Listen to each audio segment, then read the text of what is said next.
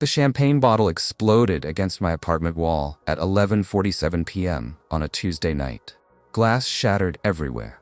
Expensive Dom Perignon dripping down my freshly painted drywall like liquid gold tears. Vanessa stood in my doorway, wild-eyed and breathing hard, her designer dress torn at the shoulder from God knows what. She'd used her key, the one I'd forgotten to take back after catching her with Jackson 3 days earlier. "You think you can just ignore me?" she screamed, voice cracking with the kind of rage that comes from desperation. "You think you can just disappear like I meant nothing to you?" I stood there in my kitchen, coffee mug in hand, watching this woman I'd planned to marry completely unravel in real time. The engagement ring, my grandmother's diamond that I'd had reset in a new platinum setting with a 2-carat upgrade, was sitting in its box on my counter. I'd been about to return it to the family safe. 3 years, Blake. 3 fucking years. That's when she said it. The words that would change everything. "You're not a man. You never were. A real man would fight for what he wants. A real man would make me feel something. But you?" She laughed, cold and bitter. "You're just a pathetic excuse pretending to be something you're not." I set my coffee down slowly, looked at the champagne dripping down my wall, champagne we were supposed to drink at our engagement party next month, and nodded. "You're absolutely right," I said quietly. "If you've ever been torn down by someone who was supposed to build you up, this story is for you."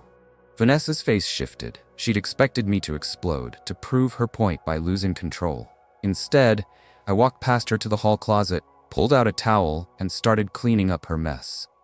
"The man you were engaged to?" I said, wiping champagne off my baseboards. "He wasn't much of anything, too busy trying to be what you wanted instead of being what he was." "Blake, what are you?" "But here's the thing about rock bottom, Vanessa. It gives you a solid foundation to build on." I stood up, looked her directly in the eye. "Thank you for showing me exactly who you are and exactly who I'm not." She opened her mouth to speak, but I was already walking to the door, holding it open. "Your stuff will be boxed up by Friday. Jackson can pick it up." Her face went white. Jackson, her personal trainer. The guy she'd been sneaking around with for 6 months while planning our wedding. "How did you?" "Security cameras at his gym. Parking lot footage from the Marriott downtown. Should I keep going?" She stood there, mouth opening and closing like a fish drowning in air. "Get out, Vanessa." And for the first time in 3 years, she did exactly what I told her to do. The door slammed. Silence filled my apartment, and I started laughing. Not the bitter laugh of a broken man. The deep, genuine laugh of someone who'd just been handed the greatest gift of his life, disguised as an insult. I picked up my grandmother's diamond, held it up to the light. Beautiful stone, perfect new setting, completely wasted on the wrong woman. That night I made 3 phone calls. First, to my jeweler, to get an appraisal for insurance purposes. Second, to my lawyer, to make sure there were no legal loose ends to tie up. Third, to my buddy Carter, who owned a cabin in Montana. "How fast can you get here for a fishing trip?" I asked him. "Depends. How long we talking?" "However long it takes me to remember who I was before I started apologizing for it." The next morning, I did something I hadn't done in years. I went to the gym at 5 a.m. Not the fancy health club where Vanessa and I had a couples membership.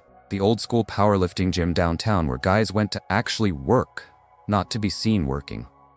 I hadn't touched a barbell since college, but muscle memory is real. 3 sets of deadlifts, and I remembered what it felt like to be strong. Not just physically, mentally, emotionally. The guy spotting me was built like a linebacker with arms covered in tattoos that looked like they meant something. "First time back?" he asked. Something like that. "What's the goal?" I thought about that question, really thought about it. Becoming the man I was supposed to be before someone convinced me I needed to be someone else. He nodded like that made perfect sense. "Good goal. I'm Knox." Knox. Now that was a name with some weight to it. Blake. Well, Blake, welcome to the Church of Iron. Service starts at 5 a.m. every morning. That afternoon, I called my boss and took 2 weeks of vacation time I'd been hoarding for the honeymoon that wasn't happening. Then I drove to Montana. Carter's cabin was exactly what I needed. No cell service, no Wi-Fi, no distractions. Just mountains, crystal clear water, and the kind of silence that forces you to confront who you actually are. For the first 3 days, I fished at dawn and dusk. Caught nothing. Didn't care. I was learning patience again, discovering I could enjoy my own company without needing constant validation. But what I built in Montana at the 8-minute mark? That changed everything about who I was. On day 4, I started building. Carter had been talking about adding a deck to the cabin for years but never had time.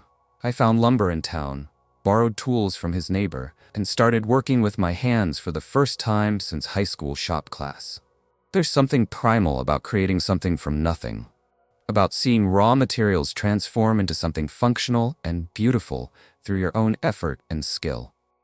By day 10, I'd built a deck that would last 20 years. I'd also built something else, a clear vision of the man I wanted to become. Comet Mountain, if you believe every man needs this kind of reset. When I got back to the city, everything looked different. My apartment felt too small, too curated, too much like a magazine spread designed to impress visitors instead of a home for actually living. I spent the weekend clearing out everything that felt like performance art. The decorative books I'd never read, the expensive art Vanessa had insisted would elevate the space, the furniture that looked good but felt uncomfortable. I kept what was functional, what brought me joy, what reflected who I actually was. Everything else went to charity or the trash. Monday morning, I walked into work like a different person. Not because I was trying to make a statement, but because I was finally comfortable in my own skin. My coworker Brianna noticed immediately. "You look different," she said. "Good different, like you've been sleeping better." I have been. "Vanessa finally stopped keeping you up with wedding planning?" I paused, realized I hadn't told anyone at work what happened, hadn't posted anything on social media, hadn't sent out some dramatic announcement. I just moved on. Vanessa and I aren't together anymore. Brianna's eyes widened. "Oh my God, Blake, I'm so sorry. What happened?" I found out who she really was, and who I really am. Best thing that ever happened to me. That weekend, Knox invited me to a barbecue at his place. Said his sister was in town and he was cooking for a bunch of people. I almost said no. The old Blake would have definitely said no, would have spent Saturday reorganizing his apartment or catching up on work emails. But the new Blake was curious about what kind of people Knox surrounded himself with. His house was nothing fancy, but it felt like a home. Music playing, people laughing, kids running around the backyard, adults actually talking to each other instead of staring at their phones. That's where I met Presley. She was sitting on the back porch with a beer in one hand and a socket wrench in the other, fixing what looked like a broken chair leg. She had dark hair pulled back in a practical ponytail, was wearing jeans that fit like they were meant for working, not posing. "You know what you're doing with that?" I asked. She looked up, smiled. More than the guy who assembled it originally. I sat down next to her, watched her work. Her movements were confident, efficient, no wasted motion. "Knox said you built his deck in Montana, single-handed. He talks too much." "I don't think so. I think he knows quality work when he sees it." She finished tightening the joint, tested the chair's stability. Solid as a rock. "I'm Presley. Blake." "So Blake, what do you do when you're not building decks for mountain hermits?" That conversation lasted 3 hours. We talked about everything. Work, travel, books, movies, what we wanted out of life. Not the surface-level stuff you discuss on first dates, but real conversation between two people who were comfortable with who they were. When I finally left that night, I had her number and plans to see her again. But more importantly, I had confirmation of something I'd been wondering about. The right person doesn't make you feel like you need to edit yourself. They make you feel like yourself, just better. 3 weeks later, I got a text from my buddy Ryan, who was married to Vanessa's friend Chelsea. "Dinner party at our place Saturday. You should come." I stared at that message for a long time. Ryan and Chelsea were couple friends from before. The kind of gathering where Vanessa and I used to show up together, where she'd spend the evening making sure everyone noticed her ring, her dress, her perfect relationship. What happened at that dinner party? The confrontation at the 15-minute mark will absolutely blow your mind. My first instinct was to decline. Why put myself in a situation where I'd have to make small talk about the breakup, field awkward questions, deal with whatever version of events Vanessa had been spreading? But then I thought about it differently. Why should I hide? Why should I let her control my social life by making me afraid to show up? I'll be there. That Saturday, I drove to Ryan and Chelsea's place in my truck. The one I'd bought to haul lumber for projects, not because it looked good in the driveway. I wore clothes that fit well but felt comfortable. Clothes that reflected who I actually was instead of who I thought I should be. I walked into that house like I belonged there. Shook hands with Ryan, hugged Chelsea, grabbed a beer from their cooler. And that's when I saw her. Vanessa was standing by the kitchen island, wineglass in hand, talking to some guy I didn't recognize. Tall, lean, wearing one of those expensive casual outfits that screams, "I have money, but I'm trying to look relatable." She looked good. Of course she did. Vanessa always looked good. Hair perfectly styled, makeup flawless, wearing a dress that probably cost more than most people's monthly rent. The moment she saw me, everything changed. Her laugh stopped mid-note. Her grip tightened on the wineglass. Her whole body language shifted from confident to defensive. She wasn't expecting me to show up. Definitely wasn't expecting me to show up, looking like I'd upgraded my entire existence. I didn't walk over to her. Didn't acknowledge her. Didn't even make eye contact. Instead, I did something that would drive her absolutely insane. I acted like she wasn't there. I spent the next hour being the man I'd forgotten I could be. Told stories about Montana that had people leaning in, asking questions. Talked about the deck project, the fishing, the feeling of building something with your own hands. Ryan's neighbor, a guy named Garrett, who owned a construction company, got interested in my woodworking. We ended up talking about a potential side project, building custom furniture for his clients who wanted something unique. And Vanessa? She kept glancing over, kept trying to insert herself into conversations I was having, kept waiting for me to acknowledge her presence. I never did. Around 9 p.m., as people were starting to think about heading home, Vanessa made her move. She walked over while I was talking to Chelsea about weekend hiking spots. "Blake," she said, voice softer than I'd heard it in months. "Can we talk?" Chelsea excused herself, probably sensing drama. I took a long sip of my beer, looked at Vanessa for the first time all evening. "What's on your mind, Vanessa?" "I've been thinking about us," she started, using that voice she always used when she wanted something. "About what I said that night. Maybe I was too harsh." I nodded slowly. "Maybe you were honest." That threw her off. She was expecting anger, hurt, some sign that her words had wounded me. Instead, she got acknowledgement. "I didn't mean it," she continued, stepping closer. "You know I didn't mean it." "Oh, you meant it," I said, finishing my beer. "And you were right to say it. The man you were engaged to? He wasn't much of a man. He was too busy trying to be what you wanted, instead of being who he was." Vanessa's eyes widened. This conversation was spinning completely off her script. "But that guy's gone?" I continued. "The guy standing here now? He doesn't need your approval, doesn't need your validation, doesn't need you." She blinked, processing. "Blake. You what? Miss me? Miss the guy who rearranged his entire life around your schedule? Miss the guy who gave up his hobbies because they didn't fit your image of the perfect fiancé? That's not fair," she said, but her voice was shaking. "What's not fair?" I said, setting my empty bottle on the nearest table, "is spending 3 years pretending to be someone I'm not while you were already shopping for my replacement." Her face went pale. Direct hit. "I know about Jackson, Vanessa. I know about the others too. The bartender at that cocktail place downtown, the guy from your yoga class. Should I keep going?" She opened her mouth, but no words came out. "I'm not angry," I continued. "Actually, I should thank you. You did me the biggest favor of my life when you called me less than a man. Made me realize I needed to become more of one." That's when the desperation kicked in. Vanessa grabbed my arm, and for a moment, I saw something I'd never seen before. Genuine panic. "Blake, please. I made a mistake. A huge mistake. I've been miserable without you." "No," I said, gently removing her hand from my arm. "You've been miserable with your choices. There's a difference." I looked around the room. A few people were pretending not to watch our conversation, but everyone was tuned in. Chelsea was hovering near the kitchen. Ryan was suddenly very interested in his phone. Knox, who'd shown up earlier, was grinning like he was watching his favorite movie. You want to know what a real man does when someone shows him who they really are? I asked Vanessa. He believes them the first time. He doesn't stick around hoping they'll change their mind. I grabbed my jacket from the back of a chair, nodded to Ryan and Chelsea. Thanks for dinner. Great food, great company. As I headed for the door, I heard Vanessa call my name one more time. I didn't turn around, didn't slow down, didn't give her the satisfaction of a goodbye. But I did hear something else. I heard Knox say, "Damn, brother, that was cold."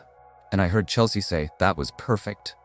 Comment savage if you think that response was absolutely perfect. The following Tuesday, I was leaving the gym around 7 p.m. when I spotted her car in the parking lot. Silver Lexus, license plate I'd memorized after 3 years together. She was sitting behind the wheel, engine running, watching the exit. I walked straight to my truck, loaded my gym bag, started the engine. As I backed out of my parking spot, I saw her pulling out behind me. She was following me. For about 10 miles, I let her. Then I got tired of the game. Instead of heading home, I pulled into the parking lot of a 24-hour diner. Busy place, lots of witnesses, public setting. If Vanessa wanted to talk, we'd do it on my terms. She parked 2 spaces away, got out of her car like she was walking to her execution. Gone was the polished exterior from the dinner party. Her hair was pulled back in a messy ponytail, she was wearing jeans and a hoodie, no makeup. This was Vanessa, stripped down, vulnerable, desperate. "Following me now?" I asked as she approached. "I needed to see you," she said. "You won't answer my calls." "Because we have nothing to talk about." "We have everything to talk about," she said, voice rising. 3 years, Blake. 3 years. 3 years you spent planning your exit," I replied calmly. 3 years you spent making me feel like I wasn't enough while you were already shopping for my replacement. She flinched like I'd slapped her. "How long?" I asked. "How long were you seeing Jackson before you decided I wasn't man enough for you?" Vanessa looked down at her hands, then back up at me. 6 months, she whispered. 6 months. Half a year of lies, half a year of her coming home to me after being with him, half a year of her criticizing everything about me while she was building a relationship with someone else. "Thank you," I said. She looked confused. "Thank you?" "For being honest, finally." I turned to walk away. But she grabbed my arm again. Harder this time, more desperate. "Blake, please, I know I messed up. I know I hurt you. But I realize now that I made the biggest mistake of my life. You are a man. You're more of a man than Jackson could ever be." I looked down at her hand on my arm, then back at her face. "What happened, Vanessa? Did your personal trainer not turn out to be the upgrade you thought he was?"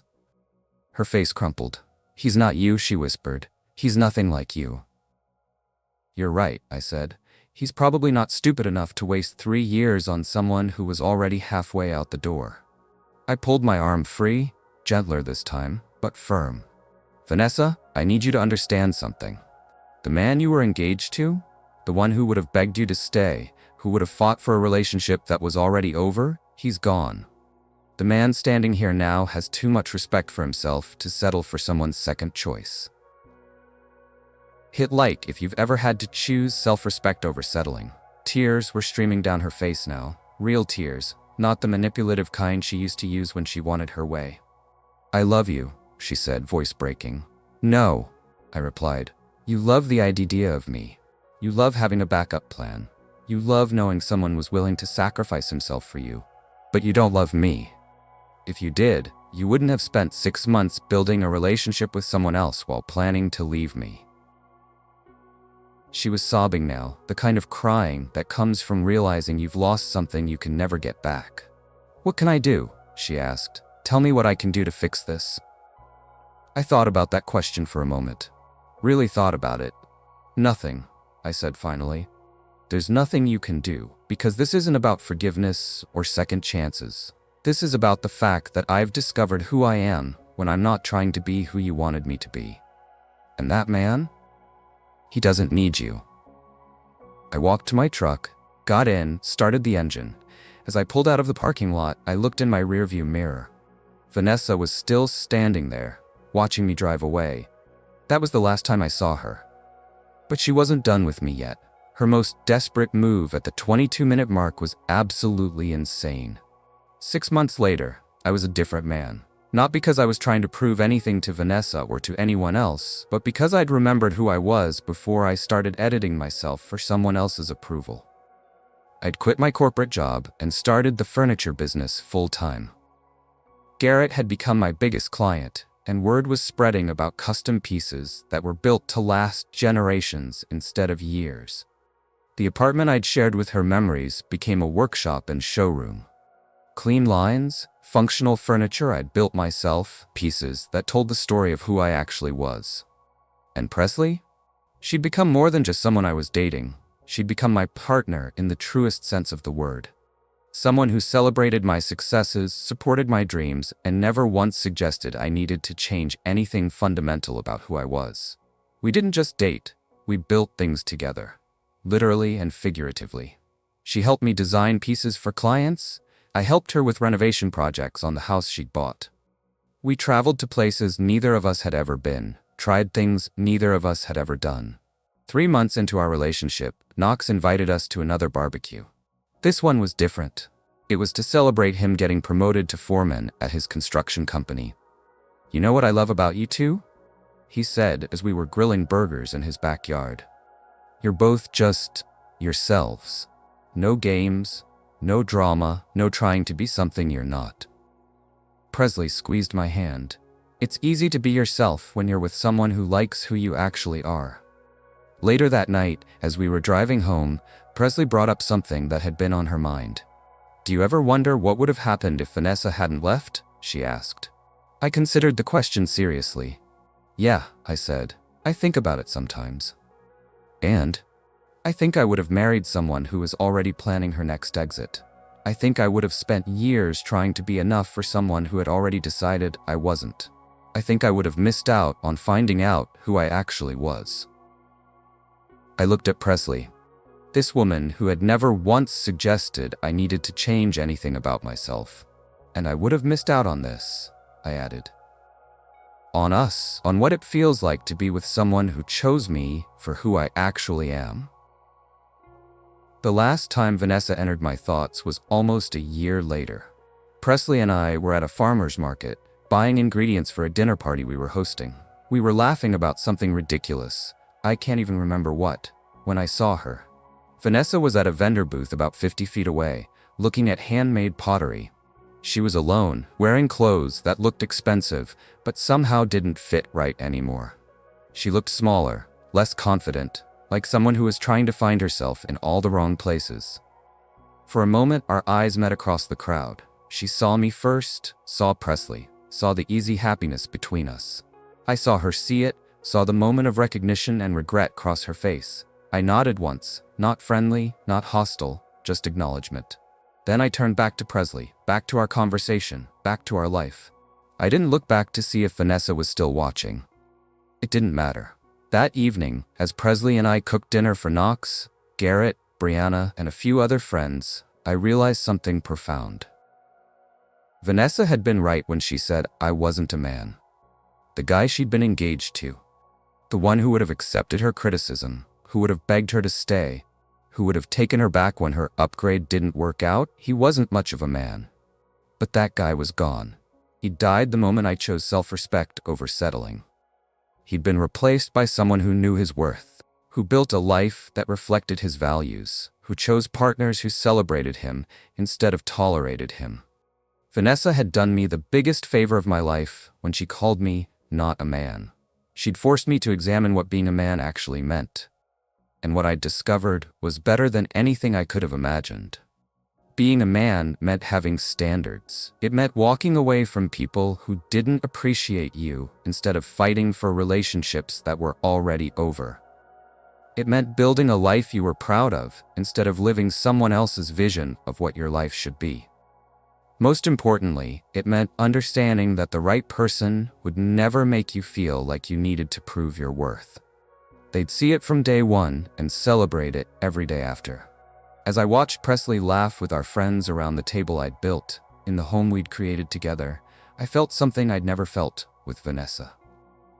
Complete contentment. Not the kind that comes from finally getting what you wanted, but the kind that comes from realizing you already had everything you needed. The man Vanessa had called not enough was living a life she could never touch, with someone who would never question his worth. And that, I realized, was the sweetest revenge of all. Subscribe for more stories about becoming the man you were meant to be. Sometimes the best thing that can happen is someone showing you exactly who they are. Believe them the first time, and build your life accordingly. Drop a comment below. What's your take on knowing your worth?